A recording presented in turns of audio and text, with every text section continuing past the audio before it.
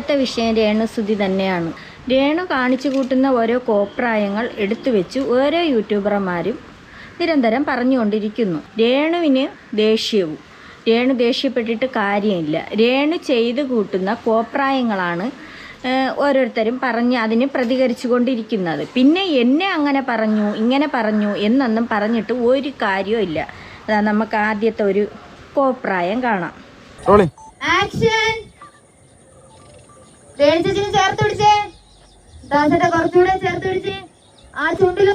Director എന്നും പറഞ്ഞ് ഈ പെങ്കൊച്ച് കാണിച്ചു കൂട്ടുന്ന വേലത്തരങ്ങൾ അതിനെ വേണം ആദ്യം അടിക്കേണ്ടത്. ഇതാണ് ഒരു ഡയറക്ടർ ഇങ്ങനെയാണ് ചെയ്യാനുള്ളത്. നീ ഒരു പെൺകുട്ടിയല്ലേ, നീ ഒരു കൊച്ചു എനിക്ക് തോന്നണം അത്ര വലിയ പ്രായമൊന്നുമില്ല. അപ്പം നിനക്ക് കാണിക്കാൻ പറഞ്ഞു കൊടുക്കാറ്. ഒരാൾ അവരെ നല്ലതാക്കി കൊണ്ടുവരാനുള്ളതിന് എവള് വെറും മോശമായിട്ട് അങ്ങ് ഇട്ട് കൊടുക്കുകയാണ്. പക്ഷെ രേണു മുമ്പൊന്നും ആദ്യമൊന്നും ഇങ്ങനെയൊന്നും അല്ല. സുധി ഉള്ള ആ സമയത്ത് തന്നെ നമ്മൾ കണ്ടതാണ് രേണുവിൻ്റെ സ്വഭാവം. നല്ല മര്യാദയുള്ള ഒരു കുട്ടിയായിരുന്നു. പക്ഷേ അതിന് ശേഷം സുധി മരിച്ചതിന് ശേഷവും നമ്മൾ കണ്ടു. നാടകത്തിൽ അഭിനയിക്കാൻ കണ്ടു, വെറും പാവുമായിരുന്നു. അതുപോലെ ഷോർട്ട് ഫിലിമുകൾ അഭിനയിക്കാൻ പോകുന്നത് നമ്മൾ കണ്ടു. അതിലൊന്നും നമ്മളിതൊന്നും കണ്ടിട്ടില്ല. അതുപോലെ ആൽബം ഒക്കെ തന്നെ എല്ലാവർക്കും ഇരുന്ന് കാണാൻ പറ്റുന്ന ഒരു രീതിക്കായിരുന്നു അത് മുന്നോട്ട് പോയിക്കൊണ്ടിരുന്നത്.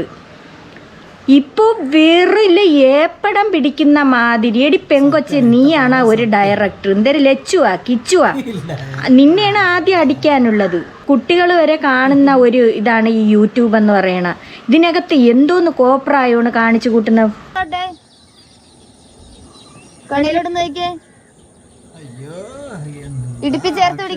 ഈ പറയണോക്ക് ഇതൊക്കെ ശീലമുണ്ട്. അതാണ് ചെണ്ടിലൊന്ന് ചുട്ടേ കണ്ണിലൊന്ന് ചുട്ടേ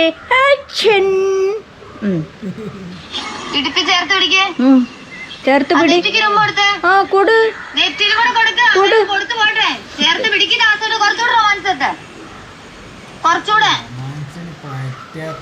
വൃത്തിയിട്ട എടി ഒരു മര്യാദയുടെ സ്വരത്തിൽ നീ പിന്നെ ആൽബം ആയിരുന്നാലും എന്തരായിരുന്നാലും നീ പിടിക്കാൻ നോക്ക്.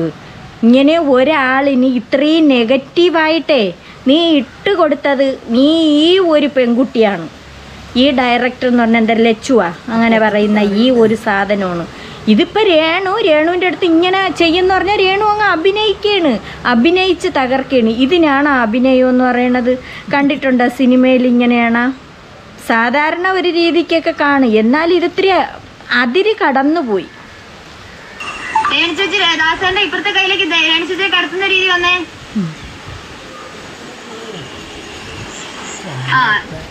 കുറച്ചു സംഭവം ഇത് രേണുവിൻ്റെ നെഞ്ച് കൊണ്ടിട്ട് അയാളെ നെഞ്ചിലോട്ടും അയാളെ ശരീരത്തിൽ മൊത്തത്തിലിട്ട് ഒരയ്ക്കാണ് ചെയ്യണത്. ഇത് ഒരിതും തുറക്കാൻ പറ്റുന്നില്ല. യൂട്യൂബ് ആയിരുന്നാലും ഇൻസ്റ്റ ആയിരുന്നാലും ഫേസ്ബുക്ക് ആയിരുന്നാലും ഇത് തുറക്കാൻ പറ്റുന്നില്ല എന്നൊക്കെ ആരൊക്കെ പറഞ്ഞത് കൊണ്ട് രേണു അതിന് വന്നിരുന്ന് ന്യായീകരിക്കുന്നു.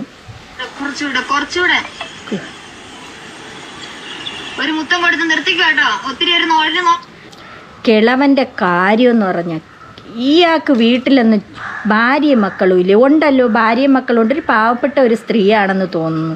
നിങ്ങൾക്ക് വേറെ ഒരു ജോലിയില്ലേ? വയസ്സായില്ലേ? ഒന്ന് ഒതുങ്ങിക്കൂടെ നിങ്ങൾക്ക്?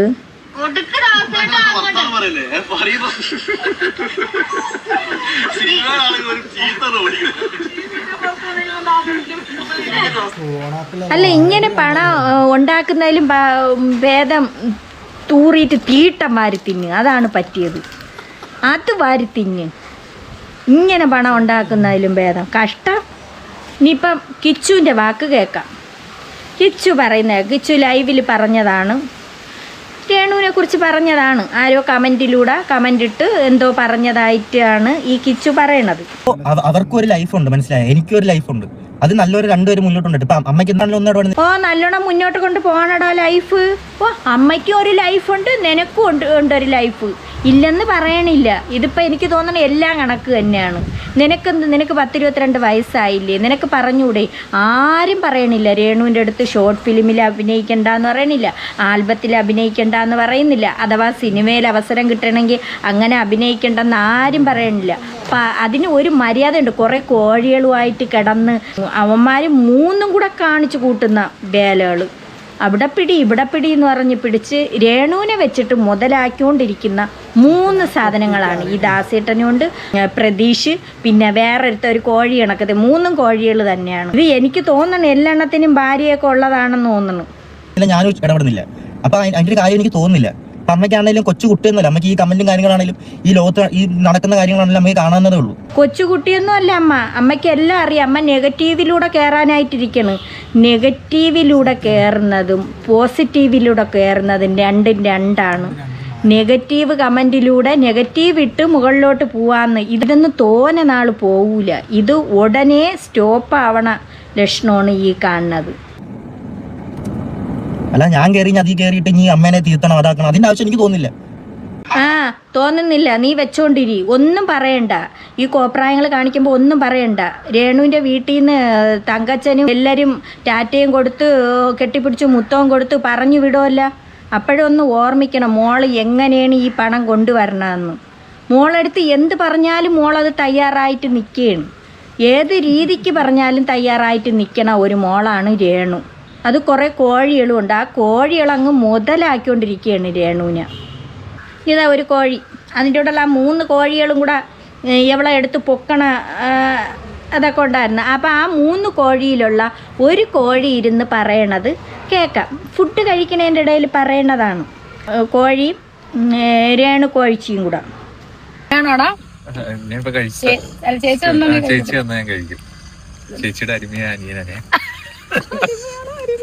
ചേച്ചിയുടെ അരുമയായ അനിയൻ ജനങ്ങളെ ബോധ്യപ്പെടുത്തായി ഒരു പയ്യനെ കാണണമെങ്കിൽ അല്ലെങ്കിൽ എവളോടാ ഈ രേണുവിൻ്റെ കൂടെ അഭിനയിക്കണം എന്നും പറഞ്ഞ് എന്തേരം അഭിനയമാണോ എന്തോ അമ്മക്ക് അറിഞ്ഞൂടാ, അഭിനയിക്കണം എന്നും പറഞ്ഞ് എന്നിട്ട് വിളിക്കണതാണ് അനിയാ.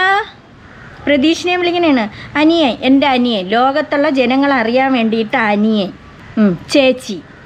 അപ്പോഴും പിന്നെ വേറെ ആരും ഒന്നും തെറ്റിദ്ധരിക്കൂലല്ലോ. അടിമയല്ല, അതന്നെ അരിമയായ അടിമയല്ല അരിമ. ഒരു റൂമിൽ ഒരു ആണും പെണ്ണെന്ന് പറഞ്ഞ ആളുകൾ ഭയങ്കരമായിട്ട് തെറ്റിദ്ധരിക്കും. തീർച്ചയായിട്ടും അങ്ങനൊന്നും അല്ല. ഒരു റൂമിൽ ആണും പെണ്ണും ആയി കഴിഞ്ഞാൽ മറ്റേ പരിപാടി മാത്രമല്ല, ഒരിക്കലും ഇല്ല.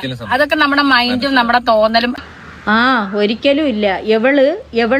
യവനും കൂടെ കൊച്ചിയിൽ ഏതോ ഫ്ലാറ്റിലാണ് കിടക്കണത്, ഒരു റൂമിൽ. അതാണ് അവിടെ സംസാരം വന്നത്. നീ എവിടെ പോയി കെടേ, നീ അല്ലെങ്കിൽ അവനെ അങ്ങ് കെട്ട്. ഇതിലും ഭേദം ഇതാണ് നല്ലത്. ഈ യവനെ നീ അങ്ങ് സ്വീകരിക്കണേണ് നല്ലത്. അതാകുമ്പോൾ ആരും ഒന്നും പറയൂല. ഇനി അങ്ങനെ ഉണ്ടാന്ന് നമുക്ക് അറിഞ്ഞൂടാ. എനിക്ക് തോന്നണത് യവനുമായിട്ട് എന്തോ ഇതുണ്ട്. ഇനി യവനാണെന്നറിയാൻ വയ്യ കെട്ടണത്. എനിക്ക് നല്ല കാര്യം. ലോകം മൊത്തത്തിൽ നാറ്റക്കേസായി കിടക്കണതാണ്. അപ്പോൾ പിന്നെ അതാണ് നല്ലത്. നീ ഒരു ഫ്ലാറ്റിൽ കിടക്കേ, ഒരു കട്ടിലിൽ കിടക്കേ, എന്തിനാ ചെയ്തോ. ഇനി ബാക്കി കേൾക്കാം. ഇവനെ നമ്മൾ അനിയനായിട്ട് അല്ലെങ്കിൽ ഇവനെ നമ്മൾ അങ്ങനെ കണ്ട അനിയനായിട്ട് കണ്ട അങ്ങനെ, ഇനി വേറെ രീതി കണ്ട അങ്ങനെ കാണാൻ പറ്റത്തുള്ളൂ. അത് മനുഷ്യരാണ്, എല്ലാവർക്കും ഫീലിങ്സും കാര്യങ്ങളും ഉള്ളൊരു മനുഷ്യൻ. ഞാൻ ഇവനെ കാണുന്നത് അനിയനായിട്ട്. ഉണ്ട് കിടക്കുമ്പോൾ ഇപ്പം തന്നെ ഈ ഇങ്ങനെയുള്ള ആളുകൾ ജനങ്ങൾ കാണാൻ വേണ്ടിയിട്ട് ഈ ഫീലിങ്സ് ഇതിൽ വെച്ച്. അപ്പം പിന്നെ രാത്രിയിൽ ഒരു റൂമിൽ കിടക്കുന്ന 2 പേരെ അവസ്ഥയെന്ന് പറഞ്ഞാൽ അപ്പം പിന്നെ എന്തൊരു ഫീലിങ്സ് ആയിരിക്കും. അതങ്ങനെ കാണുമെന്നാണ് രേണു പറയണത്. അത് അങ്ങനെ ഫീലിങ്സ് കാണും, അത് നമുക്കറിയാമല്ലോ. ബ്രദറായിട്ട് കണ്ട അങ്ങനെ കാണത്തുള്ളൂ ഞാൻ. അതിപ്പോ ഒരു റൂമിൽ കിടന്നാലും ഇരുന്നാലും അത് മാറത്തില്ല.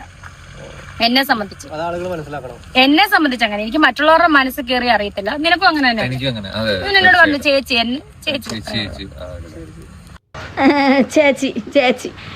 അവൻ എൻ്റെ അടുത്ത് പറഞ്ഞു ചേച്ചിയാണ്. എനിക്ക് അങ്ങനെയൊന്നും തോന്നൂല. റൂമിനകത്ത് കിടന്നാലും എനിക്ക് അങ്ങനെയൊന്നും തോന്നൂല, എൻ്റെ ചേച്ചിയാണ്. അപ്പോൾ ഇനി നമുക്ക് വേറൊന്ന് കേൾക്കാം. ഈ ഒരു കോഴീനെയും കോഴിച്ചീരെയും കാര്യം തന്നെ വേറൊന്നും കണ്ടോളണം. ഞാൻ ഫ്ലാറ്റിലാന്നുള്ള കാര്യം ഇപ്പൊ പബ്ലിസിറ്റി ആയി. ഇപ്പൊ ഒരു ഫ്ലാറ്റിലായിരുന്നു. നമുക്കല്ലേ അറിയത്തുള്ളൂ. അതെ, എന്താ കണ്ട നമ്മക്കല്ലേ ഉള്ളൂ അറിയത്തുള്ളൂ എന്താ സത്യാവസ്ഥയെന്ന്. അപ്പം അവൾ പൊട്ടിച്ചിരിക്കണണ്ട വായും പൊത്തിയിട്ട്. ഇതാണ് അവിടെ നടക്കണത്. അതിനകത്തും കുൽസിതം തന്നെയാണ് അവിടെ നടക്കണത്. ഒരു ഫ്ലാറ്റിൽ ഒരു റൂമിൽ എന്നൊക്കെ പറയുന്നത് കുൽസിതമാണ് അതിനകത്ത് നടക്കണത്. അതൊക്കെ അറിയാം. അവളെ ചിരിയിൽ മനസ്സിലാക്കിക്കൊള്ളണം സത്യാവസ്ഥ. ഞങ്ങൾ എത്ര ദിവസം ഉണ്ടായിരുന്നു? കുറച്ച് ദിവസങ്ങള്. അത് ചേച്ചി കൊച്ചിയിൽ വരുമ്പോ നിക്കാൻ വേണ്ടി അങ്ങനെ വരും, ഞങ്ങളൊന്ന് കറങ്ങും എന്നൊക്കെ, അങ്ങനത്തെ പരിപാടികളൊക്കെ. ബിഗ് ബോസിന് ബിഗ് ബോസിന് ശേഷം ബിഗ് ബോസിന് മുന്നേ ഉണ്ടായിരുന്നു. ആളുകളെ അവിഹിതാക്കിയോ? അവീതാക്കണം തേര്. അല്ലെങ്കിൽ തന്നെ അതാണല്ലോ നിന്നെ സംബന്ധിച്ച്. നീ എല്ലാ കുടുംബമായിട്ട് കഴിയണവരെ നീ കൊണ്ടങ്ങ് പോവുകയാണ് ചെയ്യണത്. ആഹാ, ഒരു കുടുംബമായിട്ട് നല്ലോണം ജീവിച്ചുകൊണ്ടിരിക്കുന്ന ഒരു ഭാര്യയും ഭർത്താവിനും നല്ലതുപോലെ ജീവിച്ചുകൊണ്ടിരിക്കുകയാണ് എങ്കിൽ നീ അത് അടിച്ചു മാറ്റും. നമുക്ക് വേറൊരു ഉദാഹരണം വേണ്ടല്ലോ. സുധി വേറെ കല്യാണം കഴിഞ്ഞ് കുടുംബത്തോടെ കഴിഞ്ഞതാണ്. എത്ര ഭാര്യ, ആദ്യത്തെ ഭാര്യ മരിച്ച് കിച്ചുവിൻ്റെ അമ്മ, അത് മരണപ്പെട്ടെന്ന് പറയണായിട്ട്. പിന്നെ അതിനുശേഷം വേറൊരു സ്ത്രീ ആയിരുന്നു. അവരെന്നൊക്കെ എവളെ അടിച്ചു മാറ്റിക്കൊണ്ടാണ് പോയത്. അപ്പം അങ്ങനെ ഉള്ള ഒരു സ്ത്രീയായ നീ നല്ല പുണ്യാളത്തിന്ന് ചമയണ്ട. അതും ഈ കുടുംബമായിട്ട് കഴിയണവരെയാണ് കൂടുതലും അടിച്ചുകൊണ്ട് പോണത്. അതുകൊണ്ട് പ്രതീഷിൻ്റെ ഭാര്യയൊക്കെ ഒന്ന് സൂക്ഷിക്കണത് നല്ലതാണ്. പിന്നെ ദാസേട്ടനെന്നും പറഞ്ഞും കൊണ്ട് അതൊക്കെ മുതുക്ക് കൂത്താട്ടങ്ങൾ. അവർക്കൊന്നും ഒരു വിഷയവും ഇല്ല. നീ ഒന്ന് ശ്രദ്ധിച്ചാൽ കൊള്ളാം. നിങ്ങൾക്ക് അല്ലെങ്കിൽ പോട്ടെ, അതൊക്കെ പോക്ക് കേസുകളല്ല. അത് ഉറപ്പല്ലേ ആക്കും. ഞങ്ങളൊരു വയറ്റിലെ ഒരു ഫ്ലാറ്റിലുണ്ടായിരുന്നു. ഞാൻ ഈ ആദ്യമൊക്കെ ഷൂട്ടിന് പോകുമ്പോൾ റൂം എടുക്കത്തില്ല. പകലൊക്കെ ഇന്റർവ്യൂവിനും കാര്യങ്ങളൊക്കെ ഷൂട്ടിനൊക്കെ പോകും. ഇവൻ പറഞ്ഞ ചേച്ചി നമുക്ക് അവിടെ ഫ്ലാറ്റിൽ അങ്ങോട്ട് വരാൻ പറയും. അപ്പാർട്ട്മെന്റ് ചേച്ചിയുടെ കുറെ സാധനങ്ങൾ ഇപ്പോഴും അവിടെ ഇരിക്കുന്നുണ്ട്. എന്തൊക്കെയാണ് ആ സാധനങ്ങൾ? ചേച്ചിയുടെ കുറച്ച് സാധനങ്ങൾ അതിനകത്ത് ഇരിപ്പുണ്ട്. ഇനിയിപ്പോൾ സാധനത്തിന്റെ പേര് പറയണം, ശ്രദ്ധിച്ച്. അതിൽ വെച്ച് മനസ്സിലാക്കണം കോഴിയുള്ള രംഗങ്ങൾ. കുറച്ച് ഡ്രസ്സ്, ഒരു ബാഗ്, പിന്നെ കയ്യിലിടുന്ന വാച്ച്.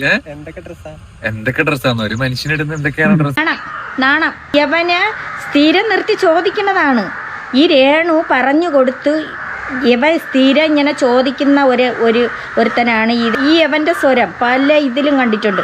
രേണുവിൻ്റെ പിറക്കേ ഇങ്ങനെ നടക്കുകയാണ്. രേണു അത് കൊണ്ട് നടക്കുകയാണ് അവനെയും കൊണ്ട്. എന്നിട്ട് ഓരോന്ന് ചോദിക്കാൻ പറഞ്ഞേക്കുകയാണ്. എന്തോന്ന് സാധനം? അത് പിന്നെ പ്രത്യേകിച്ച് പറയണോ? ജെട്ടിയും ബ്രൈസീറിൻ്റെയൊക്കെ കാര്യമാണ് പറയണത്.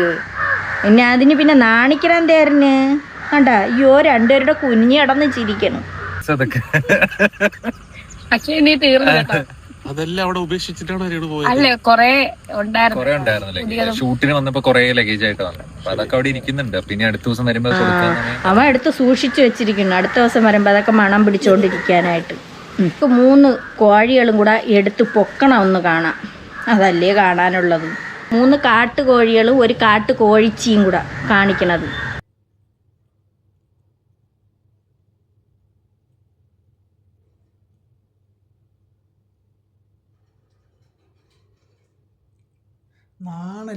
ജന്തുക്കൊക്കെ 3 എണ്ണം കൂടെ അവളെ അടിയിൽ, അവളെ ചന്തിയിലിട്ട് അടിക്കുന്നുണ്ട്.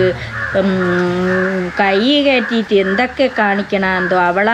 അവളെ എന്തൊക്കെയാണ് ചെയ്യണമെന്ന് ചോദിച്ചാറുണ്ട്. ആ കണക്കിനൊക്കെ അവന്മാർ പിടിയും വലിയും നല്ലതുപോലെ ഇവളെ ഇട്ട് ഉപയോഗിക്കുന്നുണ്ട്.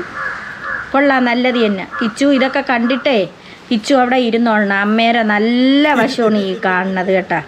ഇത്രയൊക്കെ കേട്ടാലും നാണമില്ലാത്ത എടി, നിന്റെ തൊലിക്ക് ഇത്ര കട്ടിയാ സാധനമേ. നിന്റെ വീട്ടിൽ നിന്ന് ഇരുന്നും കൊണ്ട് പണം കൊണ്ട് വാടി. നീ ഏത് തീട്ടത്തിൽ കൈയിട്ടളിച്ചെങ്കിലും നീ പണം കൊണ്ട് വാടി. എന്ത് വൃത്തിയടി, എന്ത് തോന്നിയാസം കാണിച്ചെങ്കിലും നീ പണം കൊണ്ട് വാടി എന്ന് പറഞ്ഞു വിടണം. നിങ്ങളെ സമ്മതിച്ചു നോക്കണം. എന്തിനാണ് പറഞ്ഞു പിന്നെ എൻ്റെ മോട് കുടുംബം നോക്കണം. അവൾ പോയിരുന്ന് ചുമ്മാ കള്ളക്കണ്ണീര് സുധിച്ചേട്ടൻ്റെ കാര്യം പറഞ്ഞില്ല. എൻ്റെ ഷൂ ചേട്ടനെന്ന്. ഒരു സുധി, ആ മരിച്ചു പോയ ആ മനുഷ്യനാ ഇപ്പോഴും വിറ്റ് കാശാക്കണം നീ. എടി, സത്യമാണ്. നിൻ്റെ അടുത്ത് നമുക്കെല്ലാവർക്കും ഭയങ്കര ഇഷ്ടമായിരുന്നു നിന്നെ. പക്ഷേ നിന്നെ വെറുത്ത്, നീ പറയുമല്ലോ നിന്നെ നെഗറ്റീവ് കമൻറ്റിലൂടെ നീ കയറിപ്പോടണം. എടി, നെഗറ്റീവ് കമൻ്റ് അല്ല, അതിൽ പോസിറ്റീവ് കമൻറ്റിലൂടെ കിട്ടണ ഒരു വാക്കെങ്കിലും അത് സന്തോഷത്തോടു കൂടി അത് കിട്ടുകയാണെങ്കിൽ അത് നിൻ്റെ ഭാഗ്യമാണടി. നീ വിചാരിക്കുന്ന നിനക്ക് നെഗറ്റീവ് കൊണ്ട് കയറിപ്പോണം. പക്ഷെ നീ തോന്നുന്ന നാൾ നീ പോകൂല. നീ തോന്നുന്ന നാൾ ഇത് പോകുമെന്ന് തോന്നണില്ല രേണു. നീ പോകൂല. നീ അവസാനം കരയേണ്ടി വരും. നീ നോക്കിക്കോ, നീ കരയണ ഒരു കാലം വരും നീ രേണുവിൻ്റെ കൂട്ടുകാരി സജീന കുറച്ച് കാര്യങ്ങൾ പറയുന്നുണ്ട്. സജീനയുടെ വാക്കുകൾ കേട്ടപ്പോൾ പക്ഷെ എനിക്ക് സന്തോഷമായി. സജീന രേണുവും കൂടെ ചേർന്നിരുന്നും കൊണ്ട് ബിഷപ്പിനെ രേണു വിളിക്കണിട്ട് ബിഷപ്പാമ്പേ എന്നൊക്കെ വിളിക്കണതൊക്കെ നമ്മൾ കേട്ടന്നൊക്കെ എനിക്ക് ഭയങ്കര അന്നൊക്കെ നമുക്ക് ഭയങ്കര വിഷമമായിരുന്നു. പക്ഷേ ഇപ്പം സജീന രംഗത്ത് വന്നിട്ടുണ്ട്, നല്ല കാര്യം, നമുക്കതൊന്ന് കേൾക്കാം. ഇപ്പൊ ഒരുപാട് ഷോർട്ട് ഫിലിമിൽ രേണുസുതി അഭിനയിച്ചിട്ടുണ്ട്, ഒരുപാട് അവള് പോകുന്നിടത്ത് റീൽസ് എല്ലാം നമ്മൾ ഇഷ്ടംപോലെ കണ്ടിട്ടുണ്ട്. പക്ഷേ ഇപ്പൊ ഈ ലേറ്റസ്റ്റ് ആയിട്ട് ഈ 3 നായകന്മാരെ വെച്ചുകൊണ്ട് സംവിധാനം ചെയ്തിട്ടുള്ള ആർത്തി ലച്ചു എന്ന് പറയുന്നത് അവളോട് ഇനി ഏത് കോപ്പിലെ ഡയറക്ടറാണ് എനിക്ക് എൻ്റെ പൊന്ന് സജീന, ഇവന്മാരെ നായകന്മാരെന്ന് വിളിക്കാതെ കാട്ടുകോഴികളെന്ന് വിളി. രേണുവിനെ വെച്ച് മുതലാക്കാണ്. രേണുവിനെ എന്തൊക്കെയാണ് ചെയ്യണത് അവളോട് ചോദിക്കാനുള്ളത്. ഈ ഷോർട്ട് ഫിലിം എന്ന് പറയുമ്പോൾ ഇത്രയ്ക്ക് അപരാധനം പിടിച്ച ഒരു പണിയല്ല. അന്തസ്സായിട്ടും മാന്യമായിട്ടും ഷോർട്ട് ഫിലിം ഡയറക്റ്റും ചെയ്ത് പ്രൊഡ്യൂസും ചെയ്ത് നല്ല നല്ല കാസ്റ്റിങ്ങും ചെയ്ത് നല്ല ആ ഡയറക്ടർ എന്ന് പറയണ ആ ലച്ചു എന്ന് പറയണ അവളെ പൊട്ടിക്കണം, അടിക്കണം, അവളെ പൊട്ടിച്ച് വിടണം, അവളെ നല്ല ഏതത്തിന് കൊടുക്കണം. രീതിയിൽ കണ്ടന്റ് ക്രിയേറ്റ് ചെയ്ത് കഥ ഉണ്ടാക്കി ഷോർട്ട് ഫിലിം ചെയ്യുന്ന ഒരു വ്യക്തിയിൽ പെട്ടവൾ തന്നെയാണ് ഞാൻ. അപ്പൊ എനിക്ക് ഇതിനെക്കുറിച്ച് ആധികാരികമായിട്ട് സംസാരിക്കാൻ പറ്റും കേട്ടാ. RJ ലച്ചു, നീ സത്യം പറഞ്ഞാൽ നിനക്ക് ഏറ്റവും ബെറ്റർ എന്ന് പറഞ്ഞാൽ ഏറ്റവും നല്ല രീതിയിൽ നിനക്ക് നല്ല RJ ലച്ചുവിന് എന്തറിയാ. പിന്നെ പറയണേ ദാസേട്ടാ പീടി, ദാസേട്ടാ ചേർന്ന് നില്ല്, മുഖം ചേർത്ത് വെയ്, താടിയിൽ മുത്തണ്ട, ചുണ്ടിൽ മുത്ത്, ദാസേട്ടാ കൂട്ടിപ്പിടി, രേണു നെഞ്ചൊരച്ച് കൂട്ടിപ്പിടി, രേണു എടി ലച്ചു നിന്റെ എപ്പോഴും പിടിക്കാൻ പറ്റും. അതിനുള്ള കാലിബർ നിനക്കുണ്ട്. ഒരു ഷോർട്ട് ഫിലിം, ഒരു വെബ് സീരീസ്, ഒരു ആൽബം എന്നൊക്കെ പറയുമ്പോൾ നമ്മൾ സാധാരണ ജനങ്ങളിലേക്കാണ് എത്തേണ്ടത്. എൻ്റെ പൊന്നു കുട്ടി, ഈ യൂട്യൂബൊക്കെ ഒരുപാട് പേര് ഇത് കൂടുതൽ ഈ കൊച്ചു മക്കളാണ് ഉപയോഗിക്കുന്നത്. ഇപ്പം നമുക്ക് ഒരു കുട്ടിയെ ഓൺലൈൻ ക്ലാസ് നടക്കുകയാണ്, തള്ളന്മാർ പറഞ്ഞ് അങ്ങോട്ട് വിടുകയാണ്. റൂമിൽ പോയിരുന്ന അവർ കാണുന്നത് ഇതാണ്. ഇത് ഏപ്പടത്തിന് തുല്യമാണ് ഈ കാണിക്കുന്നത്. രേണുവിന് ഇതൊക്കെ നല്ലതായിട്ടാണ് തോന്നണത്. രേണു അവൾ പറയുന്ന അതേ കണക്കങ്ങ് ചെയ്യണം. ആക്ഷൻ പറഞ്ഞു കഴിഞ്ഞാൽ പിന്നെ അതിൻ്റെ ഇടയ്ക്ക് പിടി പിടി വലി. നമ്മുടെ പ്ലാറ്റ്ഫോം എന്ന് പറയുന്നത് ബിഗ് സ്ക്രീൻ അല്ല, യൂട്യൂബ് ചാനൽ തന്നെയാണ്. ആണോ? അപ്പോൾ ആ യൂട്യൂബ് ചാനലിൽ കാണാൻ വരുന്ന ആൾക്കാർ ഒരുപാട് വീട്ടമ്മമാരും കൊച്ചുങ്ങളും എല്ലാവരും ഉണ്ടാവും. പക്ഷേ അത് നമ്മുടെ സിറ്റുവേഷൻ, നമ്മുടെ ഒരു കഥ, നമ്മൾ ആദ്യം ഒരു സ്റ്റോറി നമ്മളെ കിട്ടുമ്പോഴത്തേക്ക് നമ്മൾ അതിനുള്ള സിറ്റുവേഷനാണ് ആദ്യം ഉണ്ടാക്കുന്നത്. മനസ്സിലായ? ഒരു പാട്ട് പാടി കിട്ടിക്കഴിയുമ്പോൾ അതിന് നമ്മളൊരു സ്റ്റോറിയാണ് ആദ്യം ഉണ്ടാക്കുന്നത്. ആ സ്റ്റോറി ഇന്നതായിരിക്കണം, കറക്റ്റ് ഒരു കണ്ടന്റ് നമ്മളിതിൽ ക്രിയേറ്റ് ചെയ്യും. ഉറപ്പാണോ? അങ്ങനെ തന്നെയാണ് ഞങ്ങൾ ഇതൊരിക്കലും ചെയ്തുകൊണ്ടിരുന്നത്. ക്രിയേറ്റ് ചെയ്തതിന് ശേഷമാണ് നമ്മൾ ഷൂട്ട് പോലും തുടങ്ങുന്നത്. ഇപ്പം നീ ഇപ്പം ആ ഒരു രംഗം കാണിച്ച് ഇതിപ്പം രേണു എന്ന് പറയുന്നത് നെഗറ്റീവായിട്ട് നിറഞ്ഞു നിൽക്കുന്നത്. രേണുവിന്റെ എന്തെങ്കിലും ഒരു ഇച്ചിരി കിട്ടിയാൽ മതി, അതിങ്ങനെ പറന്ന് റീച്ച് കിട്ടും എന്നുള്ള കാര്യത്തിൽ യാതൊരു സംശയവും ഇല്ല. ഒരാളെ കൊണ്ട് ഇങ്ങനെ അങ്ങ് ബായിത്ത് വന്ന നാട്ടുകാരെ മൊത്തം കൊണ്ട് അവരാധിത്തരം കേൾപ്പിച്ചിട്ട് നീ റീച്ച് ഉണ്ടാക്കാൻ നിൽക്കുന്നതിനെക്കാട്ടി നല്ല നിനക്ക് ഞാൻ പറഞ്ഞില്ല. നിനക്ക് കറക്റ്റ് ആയിട്ട് RJ ലച്ചു നിന്റെ പേര് ഉൾപ്പെടെ പറഞ്ഞാണ് ഞാൻ പറയുന്നത്. ഇത് രേണുവിനെ കൊണ്ട് അവള് റീച്ച് ഉണ്ടാക്കിയാണ്. ഈ ലച്ചു എന്ന് പറയുന്ന ഡയറക്ടർ എന്ന് പറഞ്ഞാൽ ആ പെണ്ണ്, അവളാണ് റീച്ച് ഉണ്ടാക്കണത്. അവക്ക് രേണുവിനെ കൊണ്ട് നെഗറ്റീവ് വേണം, അതുകൊണ്ടാണ് രേണുവിനെ കൊണ്ട് ഇങ്ങനെയൊക്കെ ചെയ്യിക്കണത്. നല്ല പടം പിടിക്കാനുള്ള എല്ലാവിധ കാലിബറും നിനക്കുണ്ട്. ഏപ്പടം തന്നെ ഇഷ്ടം 18 short film, album, web series ഇതെല്ലാം കൂടെ ചെയ്ത ആൾക്കാരാണ് ഞങ്ങൾക്കൊരു ടീം വർക്ക് ഉണ്ട്. ഈ ടീം വർക്കായിട്ട് തന്നെയാണ് ചെയ്യുന്നത്. ഈ വീഡിയോ കാണുന്ന നമ്മുടെ കൂടെ സഹകരിച്ചിട്ടുള്ള ആൾക്കാരുണ്ടെങ്കിൽ നമ്മുടെ ലൊക്കേഷൻ, നമ്മുടെ ഷൂട്ടിംഗ് പിന്നെ സമയം ഷൂട്ടിംഗ് തീർന്നു കഴിഞ്ഞാലും അതിനു മുന്നും എങ്ങനെയായിരുന്നു എന്നുള്ളത് ഒന്ന് കമന്റ് ആയിട്ട് ഒന്ന് ഇട്ടാൽ വലിയ ഉപകാരമായിരിക്കും. സത്യം പറഞ്ഞാൽ ഇത് വെറും അപരാധിത്തരം തന്നെയായിരുന്നു കാണിച്ചത്. ഒരിക്കലും ഇതിനെ അംഗീകരിക്കാൻ പറ്റില്ല. ഞങ്ങളെപ്പോലുള്ളവരും ഒരുപാട് നല്ല ആൾക്കാരും ആൽബം എന്ന് പറഞ്ഞ് ഇതിന്റെ പിന്നാലെ നടക്കുന്നുണ്ട്. ഇപ്പൊ നാളെ നമ്മളൊരു കാസ്റ്റിംഗ് കോൾ ഇട്ട് നമുക്കും കാണാൻ ഭയങ്കര ഇഷ്ടമാണ് ഇങ്ങനെയൊക്കെ. പക്ഷെ ഇതെങ്ങനെ കാണും, ഇതെങ്ങനെയാണ് കാണുന്നത്? സജീനക്ക് മനസ്സിലായല്ലേ? വളരെ നന്ദി സജീന.